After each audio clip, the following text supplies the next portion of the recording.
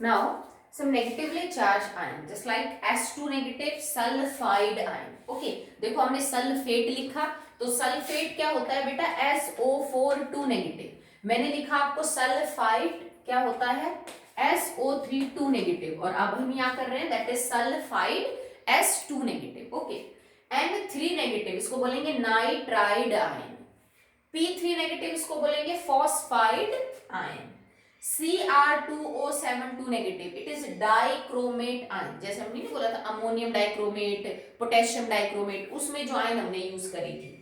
MnO4 1 negative इसको बोलेंगे permanganate ion. Okay, PO4 3 negative इसको बोलेंगे फॉस्फेट आयन. OH नेगेटिव इसको बोला जाएगा हाइड्रोक्साइड आयन. और कौन कौन सी है? Cl के ऊपर 1 नेगेटिव क्लोराइड आयन. Br के ऊपर 1 नेगेटिव ब्रोमाइड आयन. ओके, और I के ऊपर नेगेटिव 1 आयोडाइड आयन. F के ऊपर negative 1 fluoride ion. Okay, NO3 ऊपर नेगेटिव 1 नाइट्रेट आयन.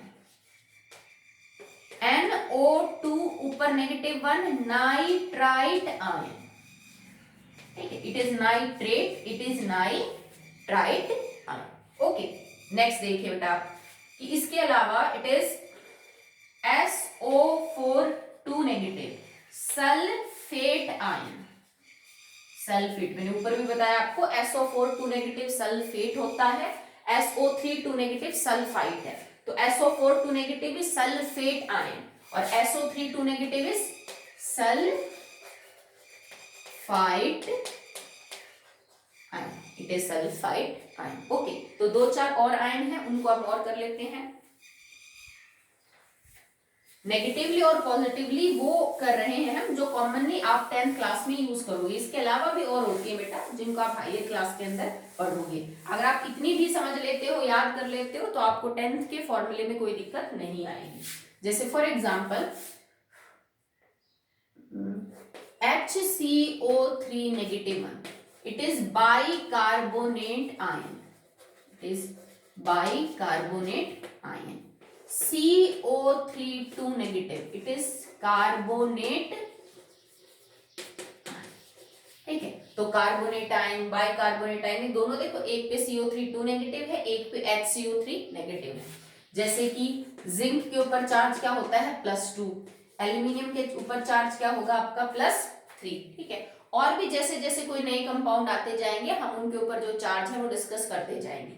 अब मैं आपको बता देती हूँ कि आप फॉर्मूला कैसे बनाएंगे. जैसे मान लो आपको फॉर्मूला बनाना आ गया जिंक हाइड्रोक्साइड का. किसी रिएक्शन में नाम आ रहा है जिंक हाइड्रोक्साइड का और आपको पता करना है भाई किसके बारे में बात हो रही है. तो पहले तुम जिंक लिखो. तो जिंक लिखा हमने, एक साइड में हाइड्रोक्साइड. अब हाइड्रोक्साइड हमने किसको बोला था? OH को. भाई OH के ऊपर चार्ज क्या होता है? -1. ठीक है, ये -1 है. जिंक के ऊपर चार्ज क्या होता है? +2. आप इन दोनों को क्रॉस मल्टीप्लाई कर दो, क्या आया? जिंक तो 1 हो गया पर OH कितने हो गए? 2. तो मैंने OH को ब्रैकेट में बंद करके बाहर क्या लगा दिया? 2. अब देखो कंपाउंड के ऊपर मैंने कोई चार्ज नहीं लगाया, तो मतलब कंपाउंड न्यूट्रल है. अब कोई चीज न्यूट्रल कब होगी? जब उतना ही पॉजिटिव और उतना ही नेगेटिव हो. एक जिंक के ऊपर 2 पॉजिटिव चार्ज था पर एक OH के ऊपर तो 1 नेगेटिव. तो ऐसे तो ये बैलेंस होता नहीं भाई. अगर तुम 2 पॉजिटिव को 1 नेगेटिव में जोड़ोगे तो तुम्हारा आंसर तो +1 आएगा, 0 तो नहीं आएगा. हमें तो न्यूट्रल करना है, 0 चार्ज चाहिए. तो 0 कब आ सकता है? जब नेगेटिव भी 2 हो जाए, पॉजिटिव भी 2. तो हमने इसका नंबर दुगुना कर दिया. ठीक है, तो ZnOH ट्वाइस आपका फॉर्मूला बन गया. मान लो आपको फॉर्मूला बनाना हो एल्यूमिनियम क्लोराइड का. एल्यूमिनियम क्लोराइड का फॉर्मूला बनाना हो, आपने एक साइड लिखा एल्यूमिनियम, एक साइड लिखा क्लोरीन. एल्यूमिनियम के ऊपर चार्ज +3, क्लोरीन के ऊपर चार्ज -1. क्रॉस मल्टीप्लाई किया दोनों को, फॉर्मूला बन गया AlCl3. ठीक है भाई, एल्यूमिनियम अकेले के ऊपर 3 पॉजिटिव चार्ज था. 3 पॉजिटिव को बैलेंस करने के लिए मेरे को 3 क्लोरीन चाहिए, तभी तो जा, क्योंकि एक के ऊपर 1 नेगेटिव चार्ज है. तो फॉर्मूला बन गया AlCl3. जैसे मान लो आपको फॉर्मूला बनाना हो मैग्नीशियम सल्फेट का. मैग्नीशियम सल्फेट अब हमने एक साइड लिखा मैग्नीशियम, इसके ऊपर चार्ज +2, एक साइड लिखा SO4, इसके ऊपर चार्ज -2। भाई +2 - 2 को बराबर न्यूट्रल कर रहे हैं तो किसी के आगे कोई नंबर लगाने की जरूरत ही नहीं है, ठीक है। या फिर आप इसको यूं लिख लो Mg2SO4 2, भाई दो और दो दोनों में कॉमन हो गया तो सिंपल हो जाएगा, इट इज MgSO4।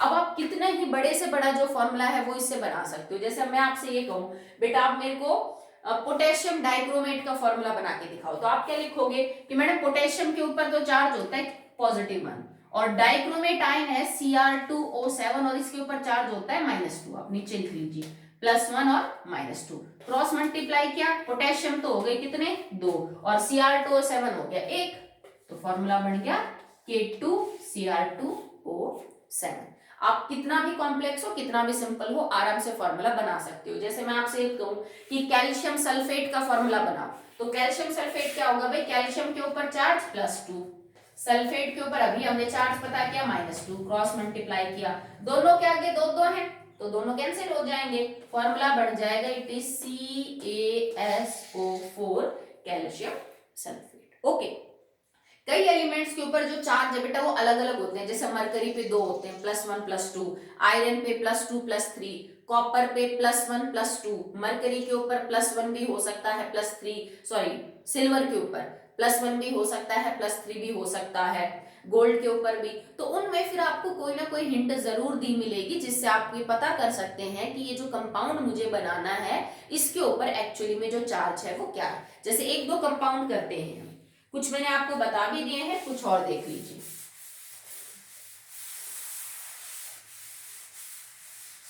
जैसे फॉर एग्जांपल आपको बनाना हो, ये लिख रखा हो एग्जाम में फेरस सल्फेट। अब फेरस का मतलब आयरन इज इन द +2, मैंने आपको बताया था, तो आयरन के ऊपर charge +2, sulphate is SO4 2 negative, 2 cancel करेंगे और फॉर्मूला बन जाएगा FeSO4। तो फेरस सल्फेट है तो आपका फॉर्मूला हो गया FeSO4।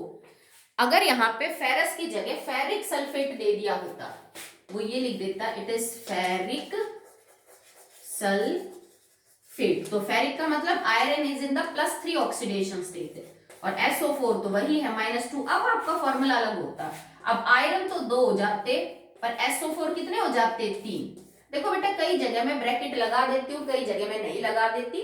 ब्रैकेट तब लगता है जब आपकी आयन में एक से ज्यादा एटम हो, जैसे इस आयन में सल्फर भी है और ऑक्सीजन भी है, 2 एटम है तो ब्रैकेट लगाओगे। अगर एक ही एटम है जैसे Cl Br तो उनमें ब्रैकेट की जरूरत नहीं पड़ती है। ओके, और नंबर भी अगर एक से ज्यादा है तो ही ब्रैकेट की जरूरत पड़ेगी, अगर SO4 एक ही है तो ब्रैकेट की जरूरत नहीं पड़ेगी, ठीक है। जैसे आपसे ये लिखा जाता कि you will form cupric chloride. अब क्यूपरिक का मतलब क्या है, copper is in the +2 oxidation state, chloride Cl-1, cross multiply करो बन गया CuCl2। अगर ये बोल देता क्यूपरस क्लोराइड, तो क्यूपरस क्लोराइड का मतलब होता है copper is in the +1 oxidation state, chlorine is in the -1 oxidation state, हम क्रॉस मल्टीप्लाई कर देते और बन जाता CuCl। तो देखो इसके और इसके फॉर्मूले में फर्क है ना, किसी बच्चे ने लिखना ये था और ये लिख दिया तो उसका क्या हो जाएगा, गलत हो जाएगा, ठीक है। तो आपको लिखा मिलेगा या फिर ये चीज यू लिखी मिलेगी आपको, जैसे कॉपर क्यूपरिक क्लोराइड की जगह वो ये भी लिख सकता है कॉपर रोमन में सेकंड और फिर क्लोराइड। इस बात का भी सेम मतलब है, इस बात का ये मतलब है कि बेटा जिस कॉपर के बारे में हम बात कर रहे हैं ना उसके ऊपर 2 पॉजिटिव चार्ज है, वो रोमन में उसका चार्ज लिख के दे सकता है आपको।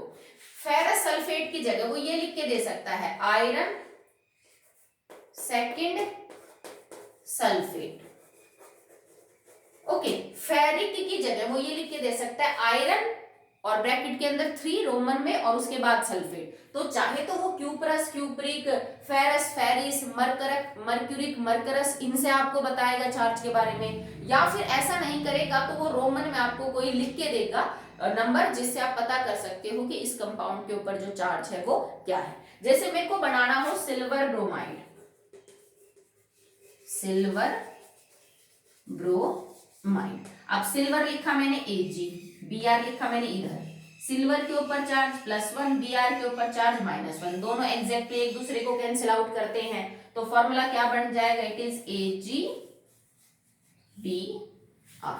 ओके, अब जैसे ऑक्सीजन है, अब ऑक्सीजन के ऊपर चार्ज होता है 2 नेगेटिव, इसको हम बोलते हैं oxide ion, this is known as oxide ion. ज्यादातर केस के अंदर ऑक्सीजन के ऊपर 2 नेगेटिव ही मिलेगा आपको, पर एक केस है जिसमें -1 भी चार्ज है, H2O2 हाइड्रोजन परऑक्साइड। अगर आप हाइड्रोजन परऑक्साइड को देखिए तो उसमें ऑक्सीजन के ऊपर -1 चार्ज होता है, तो देखो H के ऊपर +1, ऑक्सीजन के ऊपर -1, तो तुम कहोगे मैडम इसका फॉर्मूला तो बड़ा सिंपल हो गया, H और O, पर इसका फॉर्मूला सिंपल नहीं है, इट इज H2O2। वो मैं आपको आगे समझाऊंगी कि हमने HO क्यों नहीं लिखा, H2O2 क्यों लिखा। ओके, तो हाइड्रोजन परऑक्साइड में ऑक्सीजन के ऊपर -1 चार्ज होता है, -2 चार्ज नहीं होता। इसके अलावा ज्यादातर केसेस के अंदर आप -2 चार्ज लेके और कंपाउंड बना सकते हो, वो गलत नहीं आएंगे। जैसे मुझे एल्यूमिनियम ऑक्साइड का बनाना हो, तो एल्यूमिनियम के ऊपर चार्ज +3, ऑक्सीजन के ऊपर चार्ज -2, क्रॉस मल्टीप्लाई कर दिया, it is Al2O3। I hope आपको क्लियर है। मैग्नीशियम ऑक्साइड का बनाना हो, तो मैग्नीशियम के ऊपर चार्ज +2, ऑक्सीजन के ऊपर चार्ज -2, क्रॉस मल्टीप्लाई किया, बन गया MgO। ओके, तो अभी मैंने आपको ये भी सिखा दिया कि आप फॉर्मूले बनाएंगे कैसे, पर उन सबसे पहले आपको एक काम करना पड़ेगा कि कैटाइन का नाम, एनाइन का नाम और उसके चार्ज आपको याद होने चाहिए, तो आप फॉर्मूले भी आराम से बना सकते हो, फिर आपको नाम भी याद करने की जरूरत नहीं पड़ेगी। जैसे मैं आपसे ये कहूं कि बेटा मैग्नीशियम ऑक्साइड का फॉर्मूला लिखो, तो आपको पता है भाई मैग्नीशियम ऑक्साइड में 2 ही चीज है, मैग्नीशियम एंड ऑक्सीजन। आपने मैग्नीशियम का सिंबल लिखा, आपने ऑक्सीजन का, फिर क्रॉस मल्टीप्लाई करके देख लो फॉर्मूला क्या आ रहा है, आपको याद ही नहीं करना पड़ेगा कुछ भी कि क्या कंपाउंड है। मैंने आपसे बोला बेटा आप मेरे को फॉर्मूला लिख के दिखाओ कैल्शियम सल्फेट का, तो कैल्शियम सल्फेट मतलब एक कैल्शियम है और एक सल्फेट आयन है, आप कैल्शियम को लिखो, सल्फेट आयन को लिखो और उनको क्रॉस मल्टीप्लाई करके देख लो क्या फॉर्मूला बनता है। मैं आपसे कह दूं बेटा आप फॉर्मूला बना के दिखाइए, जस्ट लाइक सोडियम नाइट्रेट, तो आपको सोडियम का सिंबल पता है Na, उसका चार्ज लिखिए, नाइट्रेट आयन NO3, उसका चार्ज लिखिए -1, दोनों को क्रॉस मल्टीप्लाई कीजिए और आपका जो फॉर्मूला है वो बन जाएगा। तो फर्स्ट चैप्टर के अंदर जो इंपॉर्टेंट कंपाउंड्स थे वो डिस्कस हो चुके हैं, उनके नाम, उनके फॉर्मूले कैसे बनाते हैं, हम वो सब डिस्कस कर चुके हैं। और इससे अगली जो वीडियो आएगी उसके अंदर हम NCERT एग्जाम्पलर जो क्वेश्चन है आपके फर्स्ट चैप्टर के, NCERT एग्जाम्पलर जो क्वेश्चन है वहां से स्टार्ट करेंगे। तो इससे पीछे के NCERT के क्वेश्चन आपने लिख लिए अपनी नोटबुक में, अगर किसी बच्चे के रह रहे हैं तो वो कंप्लीट कर लेना, ये जो करवाया है इस काम को भी आप फेयर अप कर लेना। तो कल से हम NCERT एग्जाम्पलर क्वेश्चंस को सॉल्व करेंगे, फिर आप उनको फेयर कॉपी में नोट करेंगे। Okay, thank you.